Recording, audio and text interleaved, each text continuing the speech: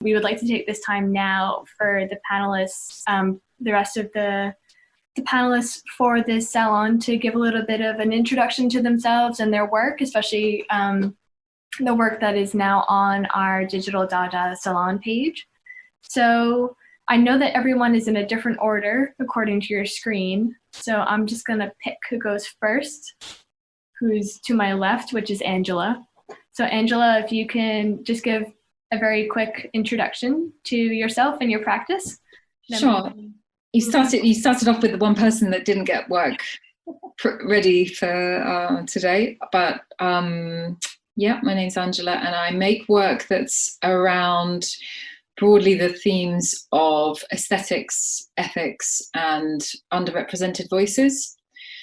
And the piece that I wanted to do, which I'll very briefly touch on, I'm still working on it, but it just in the mix of things, it hasn't been possible, but I'm very motivated to do it, so I will, was a version, a kind of dynamic real-time version of a Dada poem generator that would take news feeds specifically from channels that I am not a fan of. So you can probably guess what kinds of people I would be following on social media. Just because I was really infuriated with, I'm sort of ongoingly infuriated with news channels and coverage and the kind of communications of the political parties apparently guiding us through difficult times. And there's an art critic, Hal Foster, that I've mentioned to you, Susanna, who has recently written a book which deals with the kind of post-truth, post-shame politics, which is where if you've got people that don't care about their own contradictions, that don't care about the kind of exposing of their own lies, how can you critique them as an artist? So I'm not sure that really deals with any underrepresented voices, but it's one thing I can do to channel my boiling blood into something productive. Thanks. Definitely understand that, and we really look forward to seeing the finished piece. So the person who I have to my right now is Anna. Anna, if you would like to give a little introduction to yourself and your work. Yeah, hi, I'm Anna.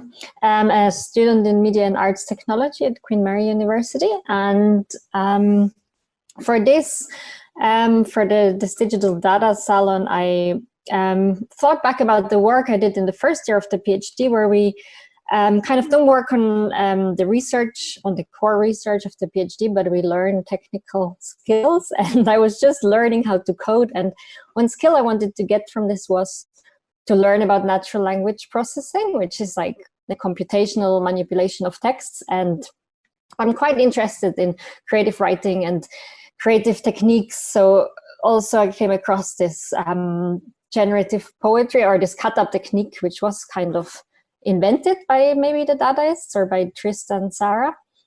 I think you feature his description of how to make a poem on the website.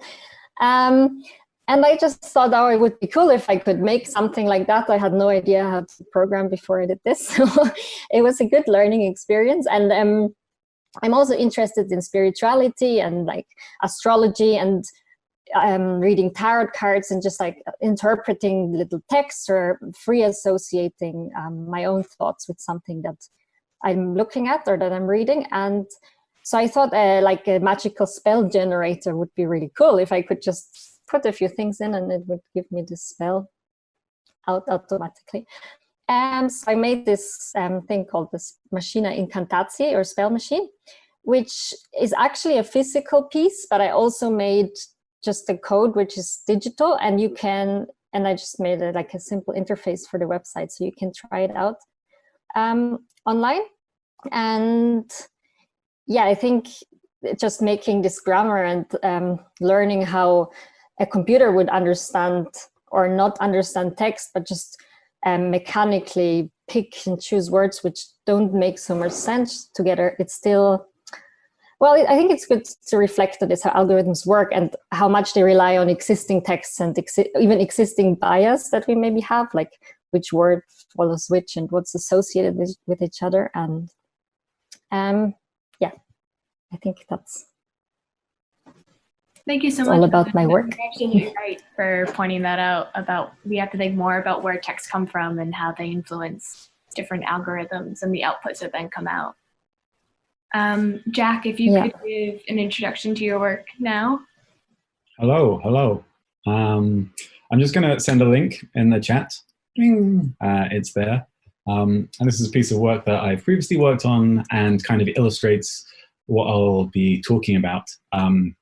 So my work has always been not really concerned with like art as an artifact or art as a thing, but more as an interface and kind of shaping the way people interact with processes. And for me, it's especially digital processes. There's a digital theorist from long ago who used to say that the medium is the message. And I've always been very curious about that because there's been a big change in how we experience the world, right? Not just in this pandemic world or all inside our home having Zoom calls from a company which had like a value of maybe 5 million before the pandemic and now like 1 billion. But also just generally the way we've been shaping from physical world to how we exist in the digital world and how stages in the digital world have changed as well, right? The internet that we used in the 90s is not the internet we used in the 2000s. It's not the internet we use now. And the way that the technologies and the design aspects and also the value and the capitalism that has come with it into the digital world shapes what we do. So I make all kinds of things that kind of play with interfaces. And this one called I'm Alone is actually, reminds you a lot of Bettina's piece, which is kind of how you can exist in a space on the internet at once. Like if you go to the Guardian's website, for example, like 10,000 people are on that website every time you visit it, but you don't really consider an interaction with them. You don't really consider that you're all going to the same place. It's not like when you go to the shopping mall and you're aware there are 10,000 people around you. The only thing you see are like the artifacts of their interaction, like likes or comments or share links. And so what I was kind of playing with this piece is kind of what it means to be a disembodied creature, but embodied somehow in a digital space. And hopefully we're going to leverage this artwork and platform into some kind of version of the Digital Dada website, so people can choose to experience it in like the traditional way of experiencing a website. It's kind of accepted and also commercializable and has huge industries built around this kind of linear way of reading and experiencing the internet. And maybe we can kind of play with and create our own exceptional version of that, which plays with embodiment and space and identity and interaction. So that is me. Thank you for listening to that. Thanks so much, Zach. That was really nice to hear, and especially hopefully people have clicked in, which I think you have, because you have to, in order for the page to populate, people have to be in it. So if you're in it now, you can see that there are a bunch of different creatures around. And so yeah, really look forward to being able to put that into the salon, and we'll figure out how to maneuver it with the linear page. If Betul and Sophie want to talk now about your work and your video, that would be great. Yeah, I think I'll start. That's okay, Sophie. So I'm an artist that has background in linguistics and cognitive science, and I use text as art material in my artworks. And in this work, From Dada to Java, that we actually did in 2016 with Sophie, Victor, and Zoe, as the name suggests, we focused on conversations about generative text and bots. I think our starting point was to kind of explore the relationship between creativity and automation, especially because back then we felt like the focus was more on the automation side of the topic, where we're talking about machines that could generate certain things while kind of ignoring the intent of its creator or the role of its creator. So we contacted a couple of people who works in electronic literature, generative poetry, and Twitter bots, and asked them questions like how creative are computers, what are new types of reading emergent from reading such works, generated text, generated poetry, and where do we actually place such works in a historical content? Like what's its relation to experimental writing that emerged in the works of Dada, Ulipo, and surrealist artists? Like what kind of a relation can we actually combine it back to those works, or do they actually focus on different things? Regarding automation and use of text. And I think one common theme that emerged from the responses of the speakers was that I guess all of them were thinking or saying that their aim was actually not to imitate any human writer or human output of texts of any kind, but actually to experiment with the process of the algorithm itself, kind of to push the boundaries of what computers can do at the time. And this focus on the process, apart from the focus of the output itself, kind of created a new reading experience in which the reader then is kind of, again, expected to read the algorithmic process as much as the output and the intention of the creator. So it was quite an interesting project for me because it was the beginning of my PhD, and I'm interested in interactive text and how people read interactive text online. So it was a good starting point, and I think then it opened up more interesting questions for me to do other works as well. I'll hand it to Sophie now to add more about the work. Yes, thanks for the introduction. Yeah, I think you, Betul, you touched all the kind of key points that were also our kind of driving force behind making this particular documentary and choosing this topic. While the topic and the process of making this documentary fits more into Betul's research than into mine, I'd just give you a quick background as to what my practices involve. So I'm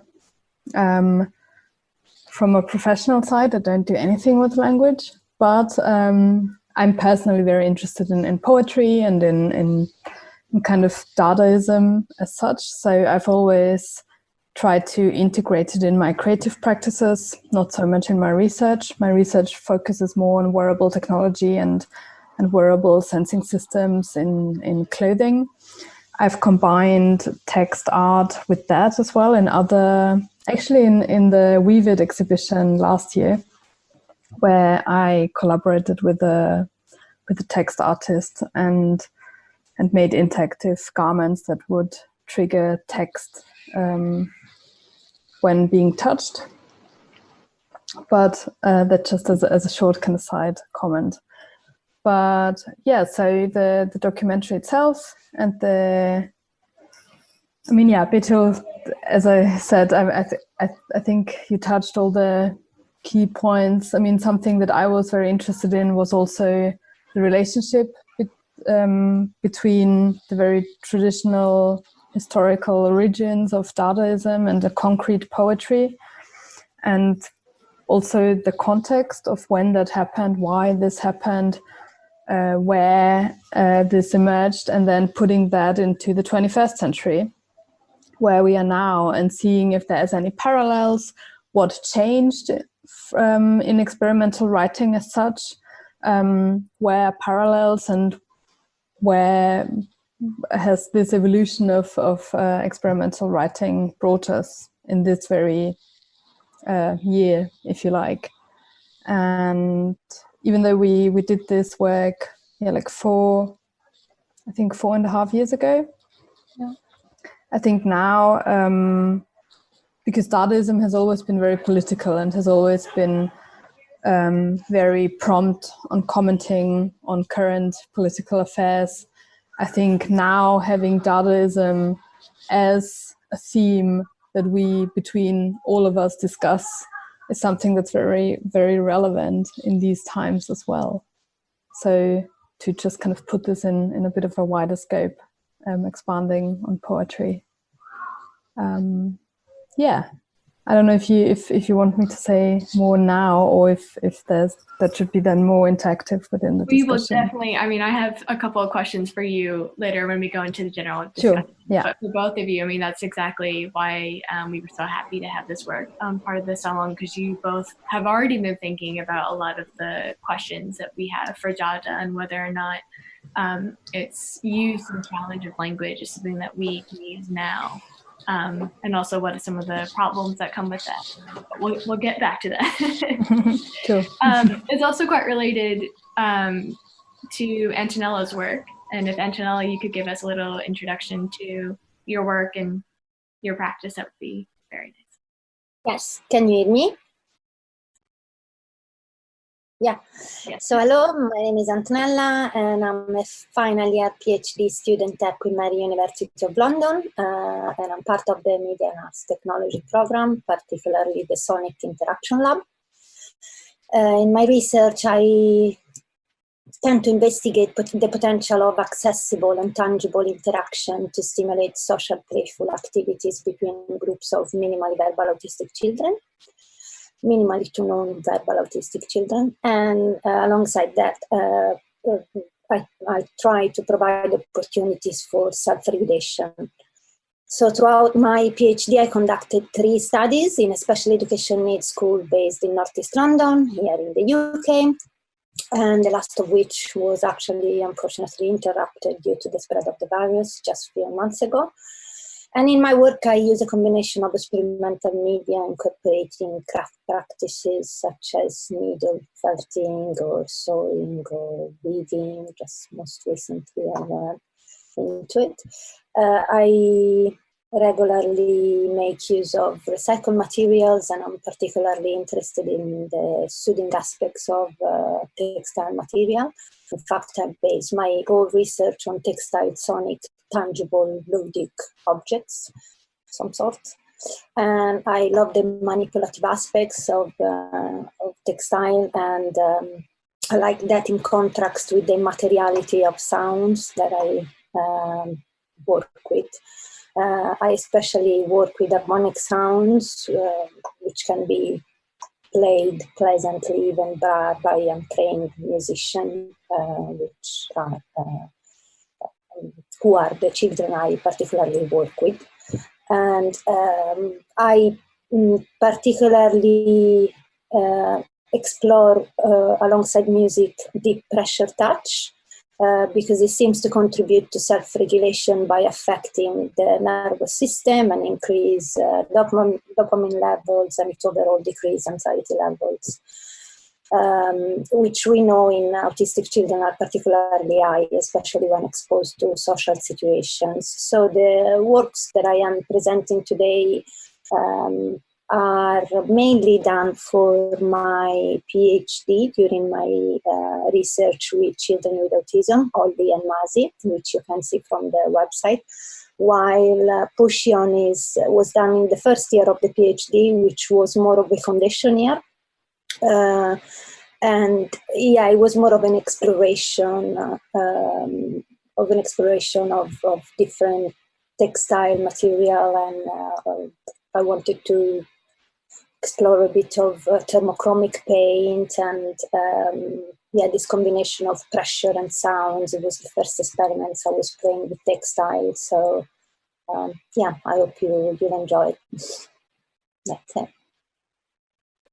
Thank you so much. Yeah, I mean, I know personally being able to go on the salon, and we had only uploaded the audio and not the video yet of what you're actually pressing to get that noise, but it was really nice to see the connection then afterwards. And I can imagine that it's been really nice for you to go through this project working with autistic children. We could talk about that in the discussion, but this goes, it's really nice that everyone on my screen is kind of linked to the person who I wanted them to talk to anyway for questions. But Dr. Kai, if you want to give your introduction now. Hi, hi. Thank you for having me. I don't know why it puts my name, why my name says Dr. Kai Syng Tan. It sounds really grand, but I'm Kai. Call me Kai. rhymes with sky. But thank you for having me. And first of all, thank you for having me in the space. I really enjoy the website that you've shared. My work is very varied, and I suppose there were some links that were shared by Jade. And but maybe the one work I can kind of center what I want to say around is a work called Magic Carpet, which, well, that's the short name. All my works have very, very, very long titles. I don't even really know what they are. They're very long-winded. Long-windedness is one of my key thing. I'm also dyslexic, so there's always wordplay, there's always intertextuality, there's always that kind of self-referentiality. But Magic Carpet is essentially a large tapestry artwork. It was made in the same factory that Grayson Perry and other artists have made their work, which is where all the budget went, really. But the work is it's a tapestry.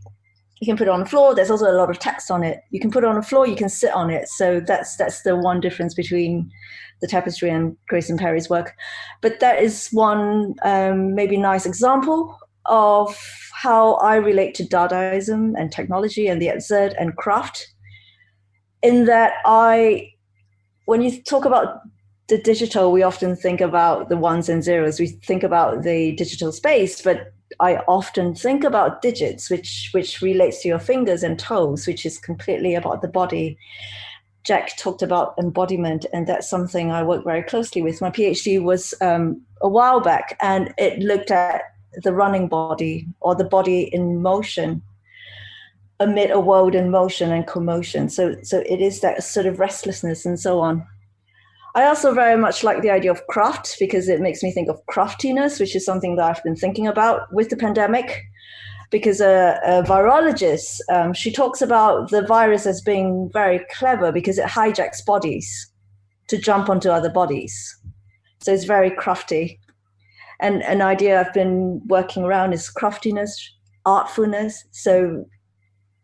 And the larger discourse, I suppose, is about placing art and craft within the world, and also being quite crafty about how we position ourselves in the complex situation today, how we hijack reality, how we hijack power structures, because the game has changed. We need to be out of our comfort zones. We need to be out of the gallery spaces. And this interesting fact now being in the digital spaces, and how that perpetuates or accentuates injustices, digital differences, and so on, but also how it opens up new possibilities.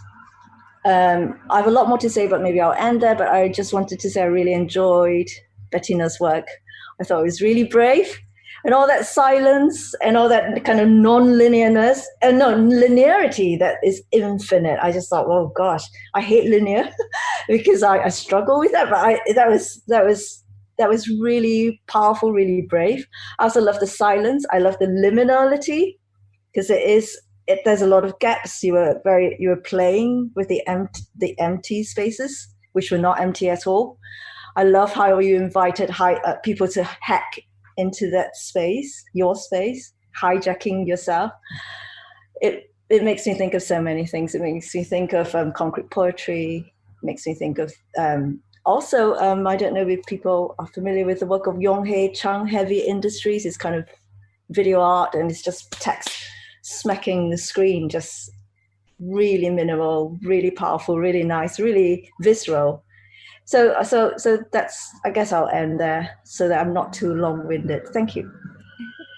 No, that was perfect. Thank you so much. Can you put the name of that text that you just referred to in the chat so that we can look it up afterwards? And last but not least, Ryan, if you want to give your introduction. Yeah, so hi, I'm Ryan French. I'm an artist living and working in Manchester. Part of my practice consists of psychogeographical collages, which are based on the writings of Guy Debord and the Situationist International. And basically it started off with me going into my surroundings and taking photographs and then collaging them digitally and making really like fantastical scenes like hyperreal. And yeah, it kind of evolved then into being thinking about my surroundings and how in the modern age a lot of that is digital, and yeah, we traverse like both digital and physical. But yeah, so anyway, I was thinking about how for the brief I could relate this to Dada, because obviously it is very linked to Hannah Hock's photo montages. Yeah, so Dada goes beyond political and social commentary and into the absurd no man's land of existential crises and rejection of social system, which seems quite appropriate to 2020 and also me right now. And my own philosophical beliefs kind of lend itself to that. And so yeah, I was thinking about how I can relate my practice to the essence of Dada, which was the absurd and the kind of just like desperation of it, like Hugo Ball's performance and how he did that like crazy speech like at the Cabaret Voltaire, and it's kind of like you could just say he was just really drunk or had loads of absinthe, but I think he was just completely lost within society.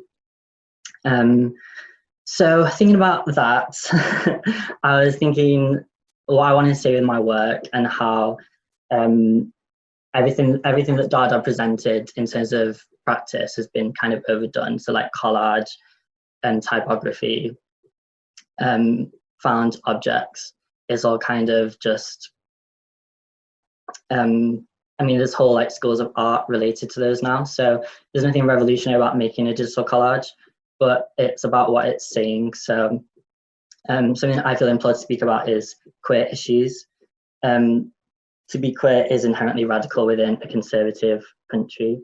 And I was thinking just the other day about how Section 28 was only repealed in the year 2000, which is literally crazy to think about because I've grown up in that time. So for me, it's just always been out in the open kind of thing and not like unable to speak about in a professional context. And we've made so much progress in just 20 years, but I think we just need to keep talking about things and keep making that progress, because even the recent news of how Boris Johnson and the media coverage on how he's trying to push back on transgender rights is just disgusting, basically. So as a queer person, and transgender rights are linked to the bigger whole of the gender conversation and the misogynistic society that we live in. And that's something that I personally have been affected by, because I'm gender fluid and very effeminate, and that's very integral to the message of my work. Yeah, basically it's weird and it's supposed to be funny, but at first glance you just kind of look at it and you're like, what? But then looking deeper into it, there's a lot of conversation to be had about the topics it raises, which is why I want to like shock people a bit and then get them wondering what the art's about and then raise that conversation. Which is inherently Dada. Yeah, exactly. So there's a match made in heaven. Thanks so much, Ryan. That was so great. Thank you.